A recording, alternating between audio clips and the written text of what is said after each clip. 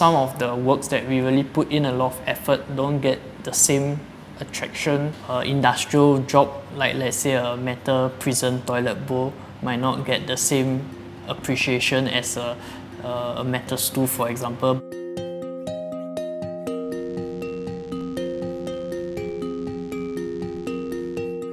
Hi, my name is Matthias. I'm the founder of Bare Metal Co. So my parents started this business in 1992. They originally specialized in doing custom stainless steel kitchen equipment. My parents, they wanted me to become an engineer, but when I was doing engineering, I figured it out that it was not something I want to do. I thought you would have more exposure to the machines or making stuff, but actually it's all calculations and a lot of memorizing. It's not for me. I think as the traditional family business, they obviously want somebody to eventually take over. I officially joined at 2018. That's where I just finished my national service. From young, I think I like to make stuff or fix stuff. That's something I've known for a very long time. When I first joined in, I slowly realized the struggles of the industry, why people commonly say it's like a sunset industry.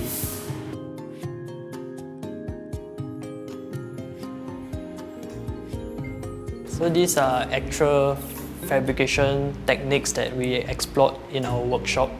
So all these are samples that we provide our clients.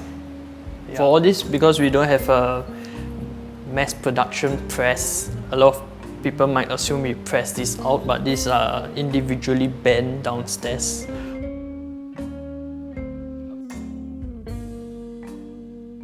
My parents are both in this business, doing customized work. So they were doing that for a period of time because of the higher cost of sustaining in Singapore. The companies that we used to supply stuff for, they started looking for cheaper alternative like overseas fabricator to get things done at a much lower cost. A lot of companies are fighting over the same jobs, who can come up with the cheapest solution. For local fabricators like us, it's either we try our best to match those costing or we just don't take the job. So this affects the quality of work and even what we come up with. For myself, I'm processing easily 3 to 5 jobs every month just to cover our costs. And then same with my parents' side. So it's this endless cycle that I tried to move away from. I saw industrial job as a price war thing, and I decided that it's not something that I want to be part of. We have to think of ways to do things differently. I think as a business person, it's just business lah. But as a crafter, it's kind of sad because I known a few older gen who did amazing works, and they used to be able to do some of the techniques in Singapore, but people just forgot about them. That's where they just disappear one by one. Kind of wish I could learn some of those stuff, but they are not here anymore. For example, one of the techniques I'm obsessed about is metal shaping. It's a very slow process of manipulating it to curve to how you imagine it to be.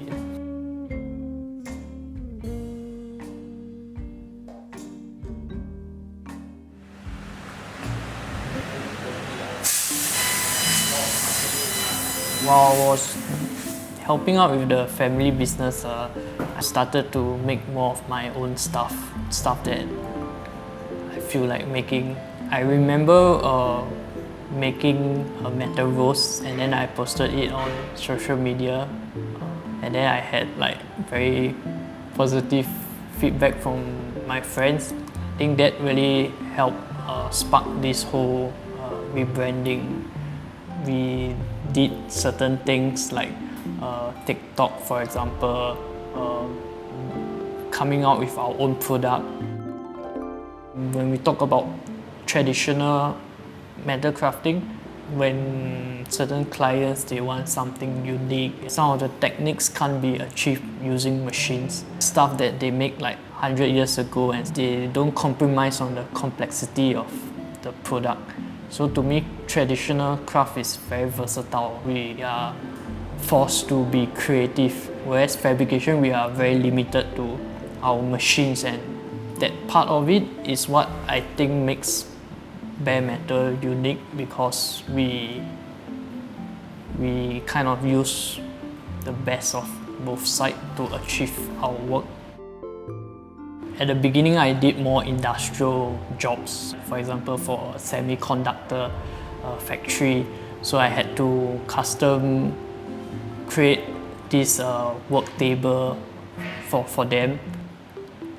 It's not as straightforward, from coming out with the ideas to managing how it's being fabricated, and then the actual fabrication process itself, all the way to delivering or installation.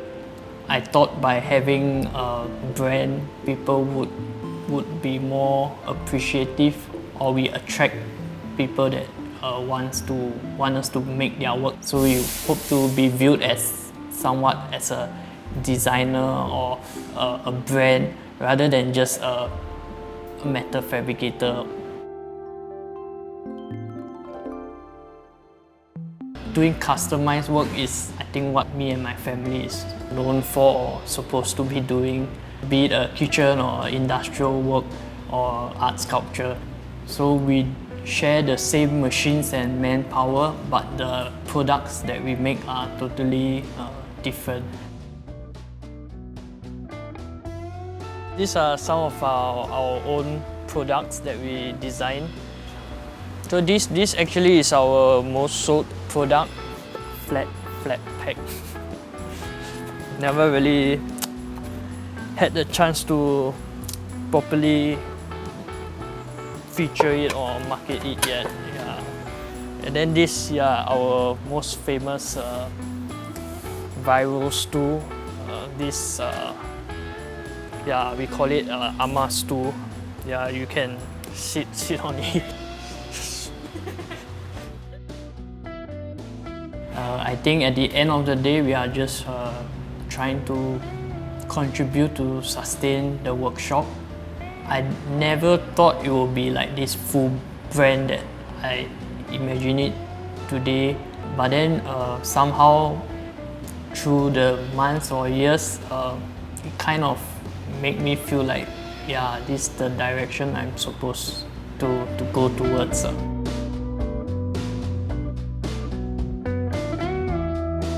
We do have a lot of people inquiring and coming to us to get stuff done, but only a small percentage gets converted to actual jobs. Part of me, I'm very passionate about metal crafting, and I hope to preserve and continue this as much as I can. But the reality is, to sustain the workshop is more and more challenging and tiring. I haven't overcome those challenges yet. I'm still trying, but I do hope that eventually we will figure that out.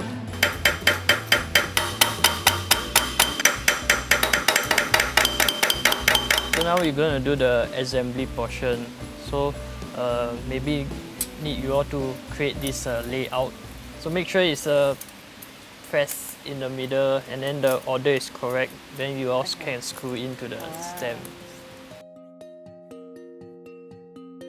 I make it into a workshop because I was looking at alternative where there might be a chance I have to close my family business, and then is there another way I could keep like doing this? So we thought of providing this full experience, and then when they are actually working on the product, they kind of understand the process.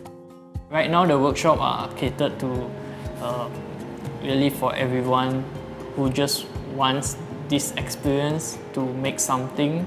So that's why we came out with the workshops that we have, which is making a rose and then also a copper bowl.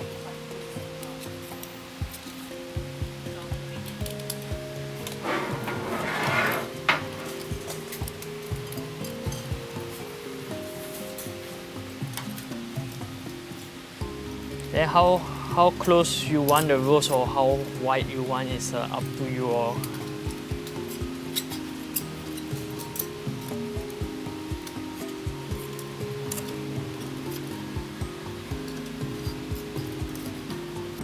Feel quite proud that I managed to do it all the way until where I'm at, differently as compared to what my parents were doing. But at the same time, sometimes I feel I'm just 50% there. So I hope Bare Matter could continue to grow and have more opportunities to showcase what we really can do.